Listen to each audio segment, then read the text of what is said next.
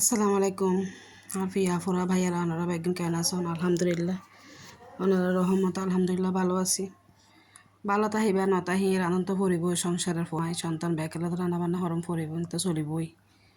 রান্না চললেই সন আজি পিঁয়াজ কাঁচামরিচ বেগিন দি বয়ে দি হিন্দি তেলাপিয়া মাছ বাজি হরি বয়ে দি হিন্দি তাহারা একখান বয়ে ওনারা সন তহারি গান কি রাঁধি সংসার ভালো খারাপ লয় ব্যাগিন ভালো নর একটা রাদম পড়িব খারাপ একটা রাদম পড়িব হন্ত পড়িব ফাইটটো আর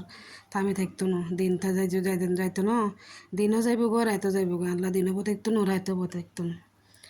না দেখতে লাগবো না আর গলার কি অবস্থা হতা শূন্য ভারের অনেক অসুস্থ ব্যাকে দোয়া হওয়ার জন্য আল্লাহ আর আলহামদুলিল্লাহ আজি তো দুদিন ধরে বৃষ্টি পড়ার কারণও হমজর আলহামদুলিল্লাহ আল্লাহ রহমত লাইয়ে